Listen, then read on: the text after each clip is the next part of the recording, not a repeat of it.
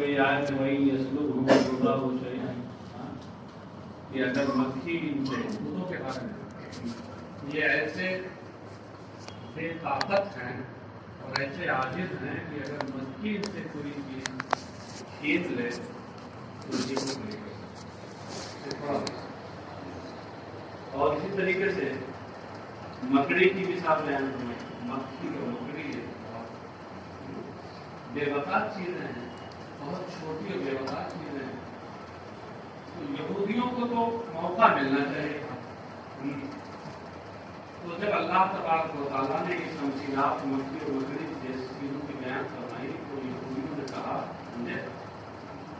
کہ بلا وجہ کی بات ہے بتائیے تم لوگ کہتے ہو کہ یہ کلام الہی ہے. اگر کلام الہی ہوتا تو اس میں اس طرح کی بے وقار اور رذیل اور خسیس چیزوں کا بیان ہوتا. تو یہ آیت کریمہ نازل ہوئی ان اللہ لا یستحی ان یضرب مثلا ما بعوضۃ فما فوقها فاما الذین آمنوا فیعلمون انہ الحق من ربہم. یہ آیت نازل ہوئی اور اس سے ان کا جواب دیا گیا کہ اللہ تبارک و تعالیٰ کوئی بھی مسئلہ بیان کرنے سے حیا نہیں فرماتا، یعنی نہیں روکتا، چاہے وہ مچھر کی ہو یا اس سے بھی بڑھ کر کے کوئی چیز ہو. ہاں کیا مطلب ہے؟ مطلب یہ ہے کہ اللہ تبارک و تعالیٰ بامقصد تمثیلات بیان فرماتا ہے. اگر حسد ہی کو بتانا ہے کسی چیز تو ظاہر ہے کسی خسیس چیز ہی کی مثال پیش کرنی پڑے گی، بے وقار چیز ہی کی مثال پیش کرنی پڑے گی. یہ تو ہر بلیغ متکلم کے یہاں یہ چیز بتائیے کہ اگر آپ کو کسی خسیس بے وقار بے قیمت چیز کے بارے میں بطور تفصیل کچھ کہنا ہو تو کیا بڑی چیز کی تفصیل دیں گے؟ ہاں ایسی بات ہے کہ اسی طرح کی چیز کی تفصیل پیش کی جائے. تو اس لیے جہاں ایسی ضرورت تھی اللہ تبارک تعالیٰ نے تو بیان فرمایا. اس سے کلام الہی میں ہونے پر کیا آپ کا آ جائے کچھ نہیں. یہ شان نزول عیسیٰ ہے. نزل ردا لقول الیہود. اور یہ آگے آنے والی جو آیت ہے یہ یہودیوں کے اس بات کے جواب میں اس کے رد میں نازل ہوئی جب اللہ تبارک و تعالیٰ نے اپنے ارشاد وہی یسلبہ ذباب شیئا میں مکھی کی مثل بیان فرمائی اور اپنے ارشاد کا مثل عنکبوت میں مکڑی کی مثال بیان فرمائی. یہ عنکبوتی کا ذباب پر ذبابی والعنکبوت سمجھے بیان فرمائی. تو انہوں نے کیا کہا؟ انہوں نے کہا ما اراد اللہ بذکر هذه الاشیاء الخسیسہ. یہ ما اراد اللہ بذکر هذه الاشیاء الخسیسہ یہ جو ہے قول یہود کا مقولہ ہے. انہوں نے کہا کہ ان بے وقعت اور بے حیثیت چیزوں کے ذکر سے اللہ کیا مراد ہے؟ یعنی کوئی مراد نہیں، بلا وجہ کی بات کلام الہی نہیں ہوتا. ان اللہ لا یستحی ان یضرب مثلا ما بعوضۃ. تو یہ آیت نازل ہوئی. اب جناب ترجمہ تو ہو چکا ہے اس کا. ان یضرب مثلا ما ہے یضرب کے بعد بتا ہے یجعل مثلا. یہ ضربہ کا معنی ہوتا ہے. ضرب المثل کا معنی کیا ہوتا ہے؟ جعل المثل اور بین المثل. مثلا مفعول اول کہہ رہے ہیں یہ منصوب ہے اس وجہ سے کہ یضرب کا مفعول بھی اول ہے. ما نکرۃ موصوفۃ بما بعدها مفعول ثانی ای مثل کان او زائدۃ لتاکید القصۃ فما بعدها المفعول الثانی. یہاں ترکیب بتا رہے ہیں کہ مثلا تو اس کا مفعول اول ہے متعین. اب مفعول بھی ثانی کیا ہے اس کے بارے میں بہت شکریہ. تو ماں کو بتا رہے ہیں کہ یہ ماں نکرہ ہے جو اپنے ماں باپ کے ساتھ مل کر کے موصوفہ ہے. اپنے ماں باپ کے ساتھ مل کر کے اور پھر یہ مفعول بھی ثانی ہو گیا. بات سمجھے اس کا یضرب کا. اور جب یہ ماں اس مفہوم میں آتا ہے تو یہاں اما کا معنی کیا ہوگا؟ یہ مثلا کا مثلا ماں یہ ماں عموم ابہام کا حکم دے رہا ہے، یہی ہے مثل امکان، چاہے جو مسل ہو، تو ایک قول تو یہ ہوا، اور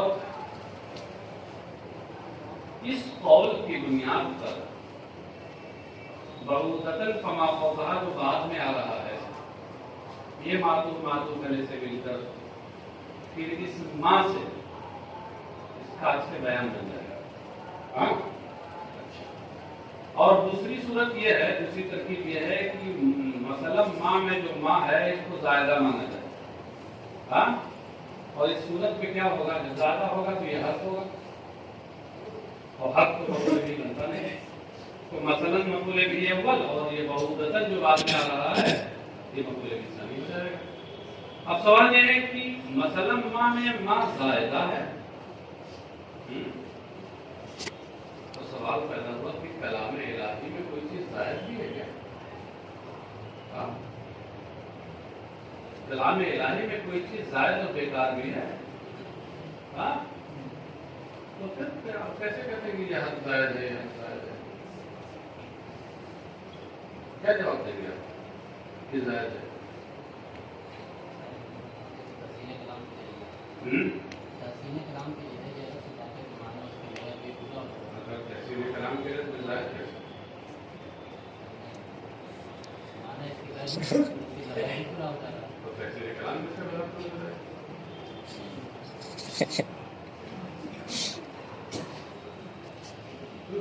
زائد ہے تو پھر اگر تحسین کلام کے لیے تو زائد کہاں؟ اس کو جواب دیجیے، سوال ہے میرا.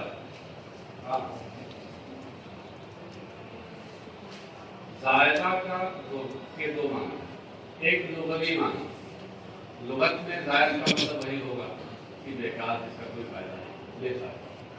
اور زائدہ کا ایک اصطلاحی معنی نحوی. ہاں، نحو میں زائد کسے کہتے ہیں؟ جس کے گرا دینے سے اصل معنی مقصود میں خلل لاتے ہیں، اصل معنی مقصود میں.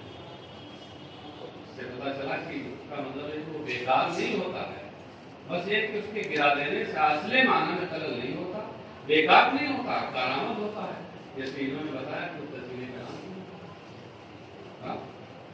اور یہاں یہ پر زائدہ ہے، اسی کا جواب دے دیں کہ لتاکید القصۃ، یہاں یہ زائدہ ہے تو یہ اس کی قصت کی تاکید کے لیے،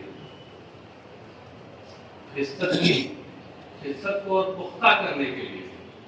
یعنی مثلا ما بعوضۃ میں جو مثلا کے اندر ایک قصت اور بے وسعتی کا مفہوم سمجھ میں آ رہا ہے، تو اس حرف زائد کو لا کر کے اس کو اور پختہ کر دیا، مؤکد کر دیا. یہ تاکید القصہ اشارہ اسی بات کی طرف ہے کہ زائدہ اپنے معنی لغوی میں نہیں ہے بلکہ معنی اصطلاحی میں. بات سمجھ گئے؟ فما بعد المفعول الثانی، صورت میں اس کا جو آباد ہوگا یعنی بعوضۃ فما فوقہا، یہ مفعول ثانی ہوگا. بعوضہ کو بتانا ہے کہ مفرد البعوض، بعوضہ یہ بعوض کا مفرد ہے، یعنی اس میں تا وحدت کی ہے. جیسے کلمۃ میں تا وحدت کی ہے، اور تا ہٹا لیجیے تو جمع کا معنی دیتا ہے. ہاں، وہ صغار البق، اور بعوض کا معنی کیا ہوتا ہے؟ صغار البق، یعنی چھوٹے چھوٹے مچھر، چھوٹے والے مچھر، بڑے والے نہیں، ڈینگو والے نہیں، چھوٹے مچھر. قصت کو بیان کرنا ہے، بے وقتی کو بیان کرنا ہے، چھوٹے مچھروں کی مثال دی جائے گی. فما فوقہا ہے اکبر منہا، فما فوقہا یعنی فما ہوا فوقہا اے اکبر منہا. یہ کیا بتانا چاہ رہے ہیں کہ خواب مچھر ہو یا اس سے بڑی کوئی چیز. فما فوقہا کی دو تفسیریں کی گئی ہیں مفسرین نے کی.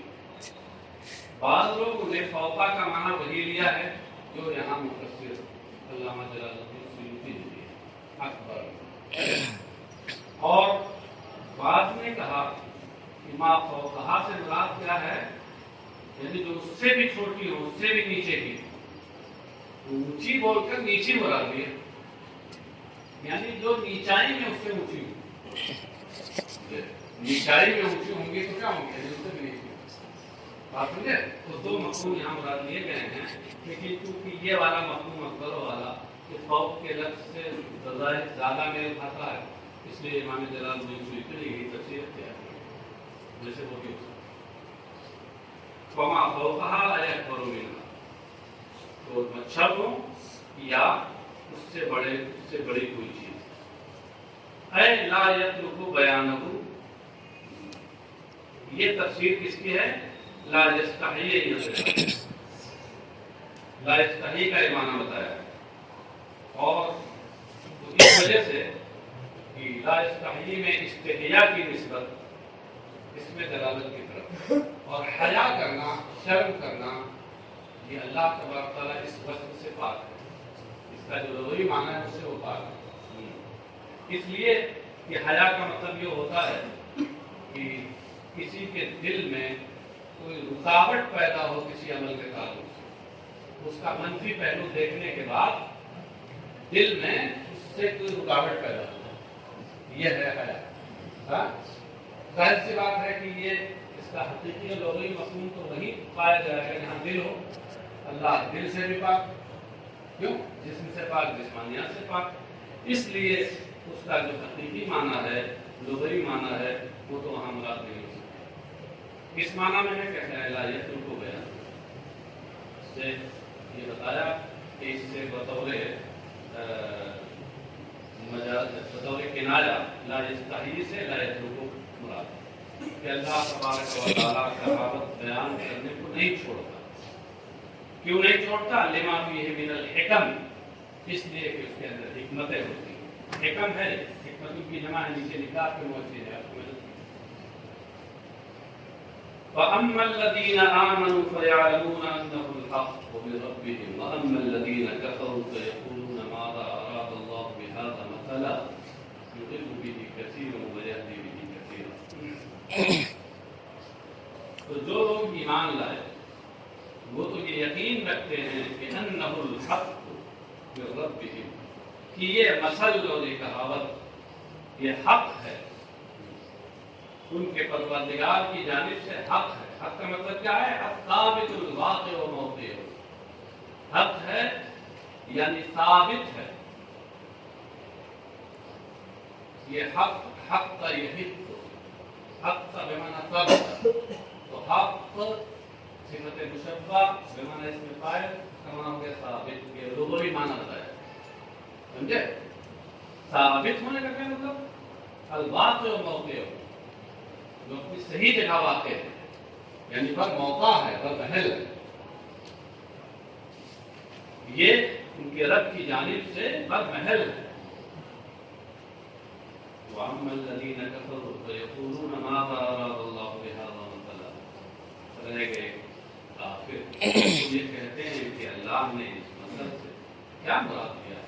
مثلاً کے بارے میں مفسر کہتے ہیں تمییز، کہ مثلاً حاضہ سے تمییز ہے، تو جب اس کی تمییز ہے تو اس کی حاضہ کے اندر جو ابہام ہے اس کو اضافہ کرے گی، مطلب کیا ہوگا؟ ہے بہذا المثل، اس مثل اور اس کہاوت سے اللہ کی کیا مراد ہے۔ اب ماذا اراد اللہ بہذا مثلا میں ترکیب بتا رہے ہیں کہ ما استفہام انکار مبتدا بمعنی الذی بصلته التبرع، ماذا اراد اللہ بہذا مثلا میں جو ما ہے یہ استفہام انکاری ہے۔ استفہام انکاری کسے کہتے ہیں؟ الذی ظاہرہ استفہام والمراد به نفی و انکار، جو لفظ تو استفہام ہو لیکن اس سے مراد نفی و انکار ہو، تو ما استفہام انکاری کے لیے مبتدا ہے، اور ما کے بعد جو ذا ہے ماذا، یہ ذا بمعنی الذی، ذا اسم موصول الذی کے معنی میں اپنے صلہ کے ساتھ مل کر اس کی خبر ہے، تو یہ ذا کا صلہ کیا ہوگا؟ اراد اللہ بہذا مثلا، یہ جملہ جو ہے ذا اسم موصول کا صلہ سے نکلتا ہے۔ تو اب ماذا اراد اللہ بہذا مثلا کا معنی کیا ہوگا؟ کہ ای فائدۃ فی، ای فائدۃ فی، کیا فائدہ ہے؟ جو کفار ہیں وہ کہتے ہیں کہ اللہ نے اس مسئلے سے کیا مراد لیا ہے، یعنی کیا فائدہ اس میں بے وقات اور ذلیل اور خسیس چیزیں بیان کرنے سے؟ اللہ تعالیٰ کی جوابہم، ان کے جواب میں اللہ تعالیٰ کا ارشاد ہے یضل بہ کثیرا ویہدی بہ کثیرا۔ یضل بہ اے بہذا المثل، یہ بتایا ضمیر کا مطلب کیا ہے؟ اس مثل کے ذریعے اللہ بہتوں کو حق سے پھیر دیتا ہے، یضل گمراہ کر دیتا ہے، حق سے پھیر دیتا ہے، لکفرہم بہ، ان کے اس مثل کا انکار کرنے کی وجہ سے، یا حق کا انکار کرنے کی وجہ سے ہو سکتا ہے، کیونکہ حق کا وہ منکر ہو جاتے ہیں یا اس مسئلے ربانی کے وہ منکر ہو جاتے ہیں، تو اس کی وجہ سے ان کے دل میں اللہ خلق ضلال کو پیدا کر دیتا ہے، خلق ضلال کر دیتا ہے۔ یضل اضل یضل اضلال کا معنی کیا ہوتا ہے؟ گمراہ کرنا۔ آپ سمجھتے ہوں کہ اللہ کا کام گمراہ کرنا ہے؟ گمراہ کرنا تو شیطان کا کام ہے، نفس امارہ کا کام ہے۔ کیوں؟ اضلال کا کے دو معنی ہوتے ہیں، ایک گمراہ کرنا، غلط راستے پہ ڈال دینا، اور ایک ہے خلق ضلال، یعنی کسی کے دل میں اس وصف کو پیدا کر دینا۔ یہ پیدا کرنا یہ تو اللہ کا کام ہے، خالق وہی ہے۔ خلق ضلال اس کا کام ہے، تو مضل کا معنی یہاں ہے بھائی خالق ضلال۔ آپ سمجھے؟ یعنی مطلب یہ ہوا کہ جب یہ کفار، جب یہ لوگ غلط لوگوں کی صحبت میں رہ کر کے غلط راستہ اپنا لیتے ہیں یا شیطان کے وسوسوں کا شکار ہو جاتے ہیں اور اس کے بعد پھر اس راستے پر چلنے کا ارادہ کر لیتے ہیں، جب یہ سارے اسباب کو پیدا کر لیتے ہیں تو اللہ ان کے دل میں خلق ضلال فرماتا ہے، ہاں گمراہیت یہ وقت پیدا کر دیتا ہے۔ چلیے صاحب،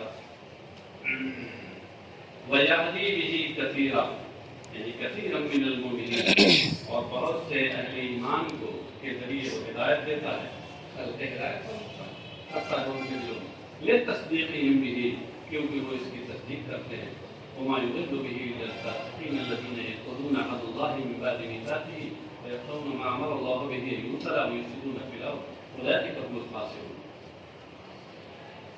اور اس کے ذریعے انہی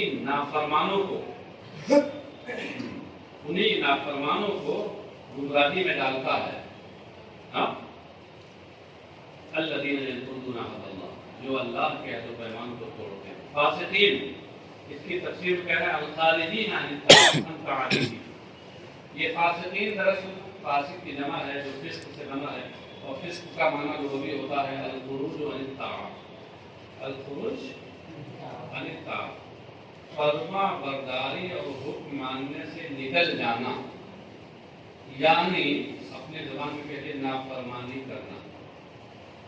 کس کا معنی؟ نافرمانی کرنا۔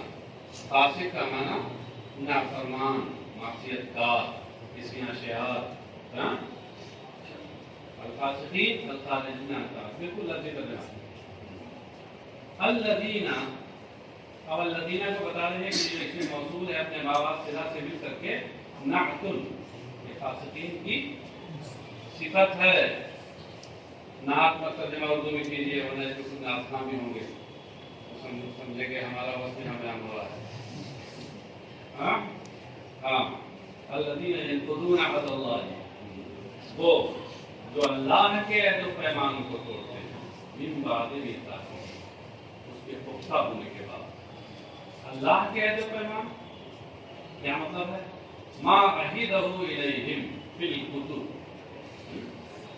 یعنی اس کو توڑتے ہیں، اس عہد و پیمان کو جو اللہ نے کتابوں میں ان سے لیا ہے۔ اس سے کیا اشارہ کیا؟ اس بات کی طرف اشارہ کیا کہ عہد مصدر ہے اور اپنے فاعل کی جانب مضاف ہے، عہد اللہ۔ تو اس صورت میں پھر اس میں جلال سے فاعل ہوا، اور پھر اسی کے ساتھ ساتھ یہ بھی اشارہ ہے کہ عہد مصدر ضرور ہے مگر بمعنی اس میں مفعول، ہاں، تو مفہوم کیا ہوا؟ اللہ کا لیا ہوا عہد و پیمان، اللہ کا لیا ہوا عہد و پیمان، کہاں لیا ہوا عہد و پیمان؟ کتابوں میں، آسمانی کتابوں میں جو امم سابقہ سے عہد و پیمان اس نے دیا، اس عہد و پیمان کو یہ توڑتے ہیں۔ من الایمان بمحمد، اس میں من بیانیہ ہے، اور الایمان بمحمد یہ ما عہدہ الیہ مما کا بیان ہے۔ مطلب یہ ہوا کہ نبی اکرم صلی اللہ علیہ وسلم، نبی آخر الزماں پر ایمان لانے کا جو عہد و پیمان اللہ نے کتب سماویہ میں ان سے لیا ہے، اس عہد و پیمان کو وہ توڑتے ہیں۔ من بعد میثاقہ، میثاق کے بعد، میثاق کا ایک معنی عہد و پیمان بھی ہوگا، اور میثاقی میں ہر ضمیر کا مطلب عہد کی طرف لوٹ، یہ ضمیر عہد کی طرف لوٹ گئی، تو مطلب کیا ہوا؟ من بعد عہد العہد، من بعد عہد العہد ہو گیا۔ لیکن مفسر کہتے ہیں توکید ہی ہے، اس بات کی جانب اشارہ کیا کہ جناب والا میثاق کا معنی عہد و پیمان ہوتا ہے، مگر عہد و پیمان ہی نہیں ہوتا، اس کا ایک اور معنی بھی ہوتا ہے، پختہ کرنا، موقت کرنا، یہاں وہی معنی ہوگا۔ تو من بعد میثاق کا معنی ہوا من بعد توکید ہی ہے، سمجھے؟ کہ اس عہد و پیمان کو پختہ کر لینے کے بعد یہ اس کو توڑتے ہیں، یقطعون ما امر اللہ بہ یوصل، اور اس کو توڑتے ہیں کہ اللہ نے جس کے جوڑے جانے کا انہیں حکم دیا۔ ایوصل ما امر اللہ بہ ایوصل، اس کی تفسیر میں کہتے ہیں من الایمان بالنبی صلی اللہ علیہ وسلم والرحیم وغیر ذلک۔ تو اس میں ما امر اللہ میں جو ما موصولہ مبہمہ ہے، اس میں ابہام ہے، من بیانیہ لا کر اسی ابہام کو رفع کیا اور یہ بتایا کہ ما امر اللہ میں ما سے مراد نبی اکرم صلی اللہ علیہ وسلم پر ایمان لانا۔ ہاں بات سمجھے؟ ہاں، یا الرحم یا رشتے جوڑنا وہ ہے۔ تو مطلب کیا ہوا کہ اللہ تبارک تعالیٰ نے جن کو جوڑنے کا حکم دیا ہے، جو رشتوں کو جوڑنے کا یا رشتے ایمان کو جوڑنے کا، یہ اسے توڑتے ہیں۔ ایوصلا میں ان ہے نا، کہتے ہیں ان بدل من ضمیر بہ، ما امر اللہ بہ میں جو بہ ہے اس ضمیر سے ان یوصلا بدل ہے۔ ان کا بدل کیسے ہوگا؟ ان تو حرف ہے اور حرف تو بدل نہیں بنتا، بدل ہونا تو اسم کی علامت ہے، بدل تو اسم ہوتا ہے، اب تو نہیں ہوگا۔ مطلب کیا ہے کہ ان جو ناصبہ مصدریہ موصول حرفی ہے، یہ اپنے ماں باپ صلہ سے مل کر کے اب یہ بدل ہے، اور ان مصدریہ جب اپنے ماں باپ سے ملے گا تو مصدر کے معنی میں ہو جائے گا، اور مصدر اسم ہوتا ہے، لہذا اس کا بدل بننا صحیح ہو جائے گا۔ وَيُفْسِدُونَ فِي الْأَرْضِ، اور زمین میں یہ بگاڑ پیدا کرتے ہیں، کیسے؟ بالمعاصی والطاغوت، یعنی ایمان، گناہوں سے اور ایمان سے رکاوٹیں ڈال کر، ایمان سے لوگوں کو روک کر، اس طریقے سے زمین میں یہ بگاڑ پیدا کرتے ہیں، زمین کا نظام خراب کرتے ہیں۔ اولئک هم الخاسرون، اولئک کے مشابہ کون ہیں؟ الموصوفون بما ذکر، مذکورہ بالا اوصاف سے جو لوگ متصف ہیں، هم الخاسرون، یہی گھاٹے والے ہیں۔ بظاہر وقت یہ سمجھتے ہیں کہ ہم بڑے قابل ہیں، بڑے عقل مند ہیں اور بہت، لیکن حقیقت میں کیا ہیں؟ یہ گھاٹے والے ہیں۔ کیوں؟ لمصیرہم الی النار الموقدۃ علیہم، ان کے اس نار کی طرف جانے کی وجہ سے ہمیشہ ہمیشہ ان پر مسلط رہیں گے، دائمی عذاب نار میں یہ ڈالے جائیں گے۔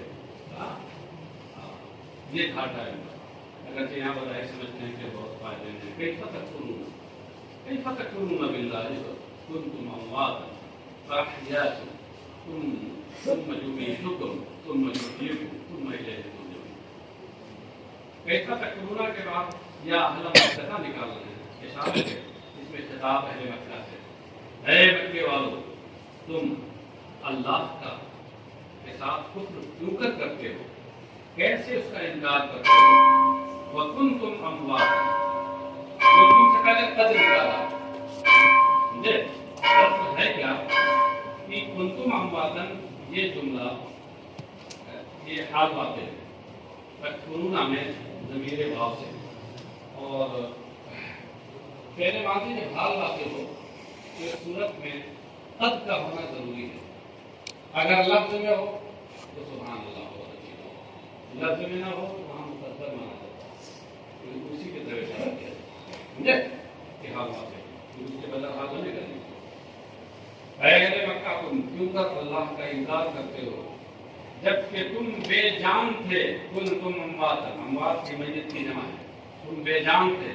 بے جان کا مطلب کیا؟ نطفن فی الاصلاب، یعنی تم باپ کی پشتوں میں، اپنے باپوں کی پشتوں میں نطفے کی طرح بے جان. فاحیاکم، یعنی فاحیاکم فی الارحام والدنیا بنفسہ فیکم، تو پھر اللہ نے تمہیں زندگی عطا کی، تم نے جان ڈالی. کیسے؟ فی الارحام، ماؤں کے شکموں میں، والدنیا، اور دنیا میں، بنفسہ فیکم، تمہارے اندر روح کر، اس طرح تمہیں زندگی عطا کی. یہاں کیفا تکفرون میں جو کیفا ہے یہ استفہام کے لیے ہے. کہتے ہیں والاستفہام للتعجب من کفرهم مع قیام البرہان والتوبیخ.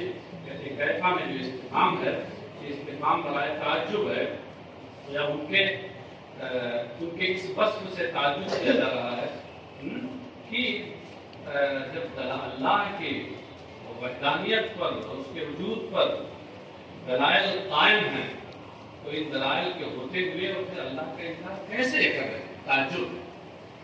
اور اس تعجب کے ساتھ ساتھ ان کو زجر و توبیخ کرنا بھی ہے. تو یہاں استفہام برائے تعجب و توبیخ ہے. بات سمجھ گئے؟ ثم یمیتکم، اور پھر وہ تمہیں موت دے گا. ان انتہائی اجالکم، تمہاری مقررہ مدتوں کے پورے ہونے پر. تمہارے لیے دنیا میں جو مقررہ مدتیں اللہ نے رکھی، عمریں رکھی ہیں، ان کے پورا ہو جانے پر تمہیں موت دے گا. ثم یحییکم، اور پھر تمہیں وہ زندہ کرے گا. بالبعث، مرنے کے بعد دوبارہ جلا کر کے. بعث کا معنی کیا ہوتا ہے؟ بعث بعد الموت، مرنے کے بعد دوبارہ زندہ کر کے قیامت میں. ثم الیہ ترجعون، اے تردون بعد البعث، اور پھر تمہیں اسی کی طرف لوٹایا جائے گا. ترجعون کا معنی ہے تردون، رجا بمعنی رد، لوٹانا، تو ترجعون کا معنی تردون، یعنی دوبارہ زندہ کیے جانے کے بعد تمہیں اس کی طرف لوٹایا جائے گا. لوٹایا جائے گا مطلب یہ ہے کہ اب تمہیں وہاں تمہارے اعمال کی جزا ملے گی. جو تم نے کرتوت کیے ہیں جیسی کرنی ویسی بھرنی ہوگی. فَإِنْ جَاءَكُمْ بِأَعْمَالِكُمْ، تو وہ تمہیں تمہارے اعمال کا